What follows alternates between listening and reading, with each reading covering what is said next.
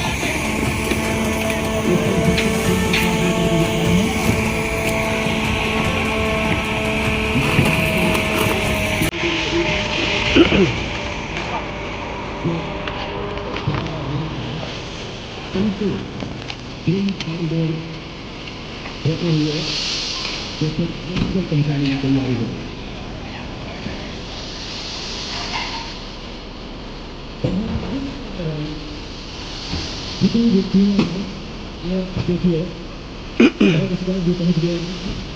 ये body search कराने के लिए कहीं कोई फंसा तो नहीं है।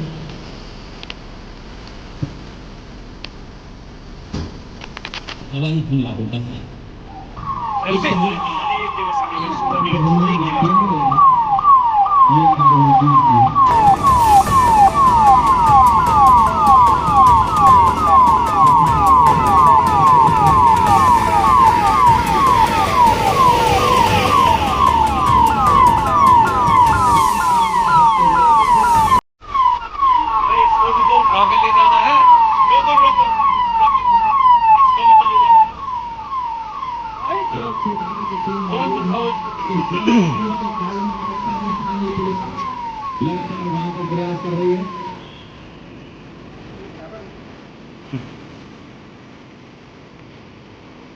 जैसा कि आप देख रहे हैं पीछे ये एक मिशन हो रहा था, एक प्रोग्राम हो रहा था जिस पर यहाँ पर जवान भी थे जिन्होंने अपने टारगेट को छोटा कर रखा है, यानी सभी लोग अपनी पोजीशन में आ रहे हैं।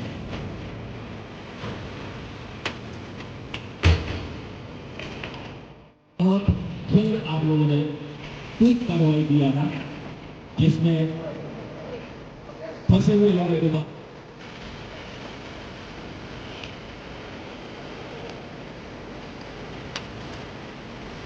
फर्स्ट एड देते हुए एक हेल्प को एम्बुलेंस में लेकर गया गया था।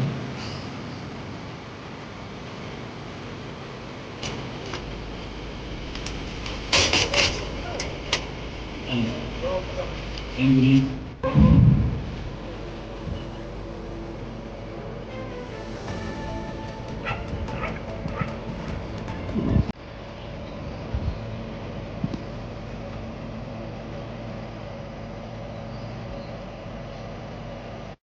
प्रकार की आपदा की स्थिति में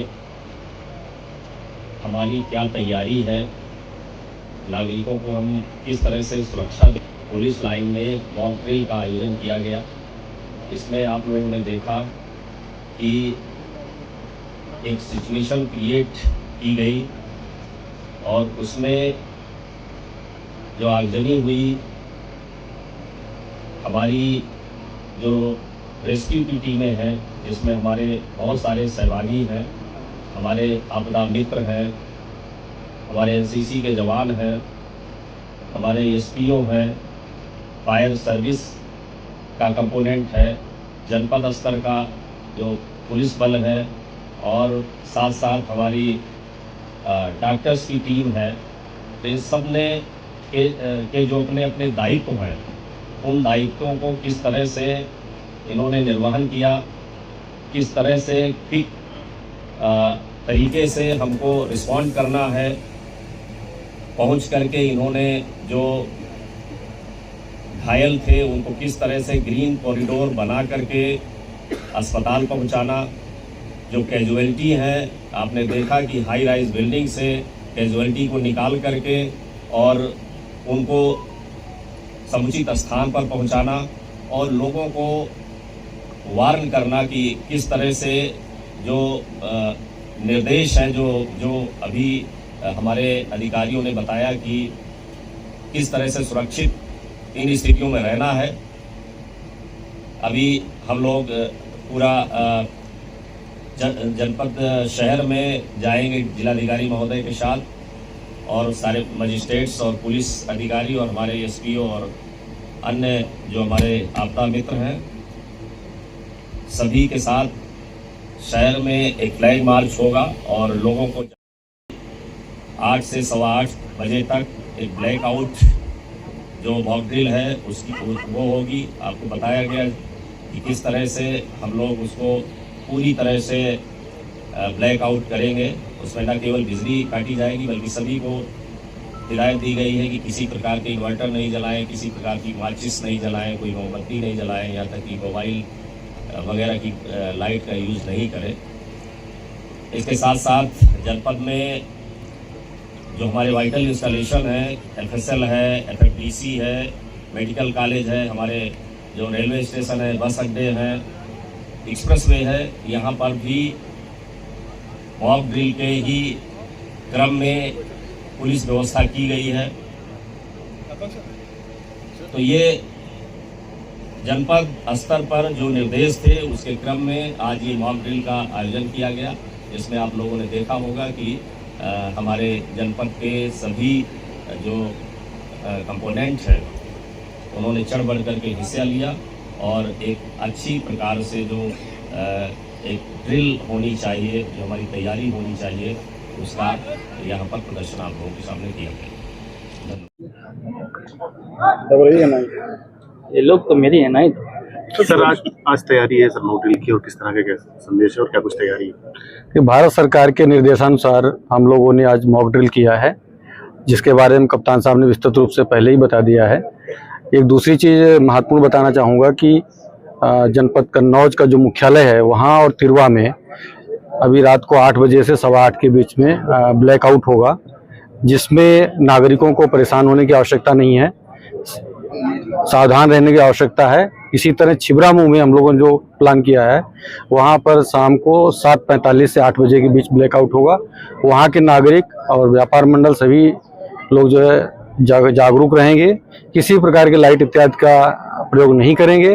घबराने की किसी प्रकार की आवश्यकता नहीं है, न ही कोई बाजार बंद है, लेकिन ब्लैकआउट के समय में किसी भी प्रकार की रोशनी नहीं करनी है, ताकि कभी भी कोई अप्रिय स्थिति पैदा होती है तो हम नागरिकों की सुरक्षा कर सकें और नागरिक सहयोग देकर के वो स्वयं सुरक्षित रह सकें। ब्लैकआउट का उद्देश्य क्या है सर?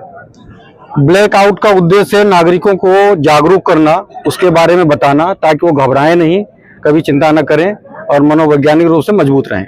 जो राहगीर चल रहे होंगे उनके लिए क्या है कि उस समय रुक जाएं, उनके लिए क्या है? राहगीर के बारे में बताया कि अगर कोई मोटरसाइकिल से चल रहा है या कोई गाड़ी से चल रहा है तो उनको लाइट बंद करके जहां पर खाएं वहीं पर खड़े हो जाना चाहिए। और मुझे लगता है सभी लोगों को इस तरह की जानकारी है, रुक जाएंगे, किसी प्रकार की घबराने की आवश्यकता नहीं है। इसमें आप लोगों का भी सहयोग अपेक्षित रहेगा। धन्यवाद।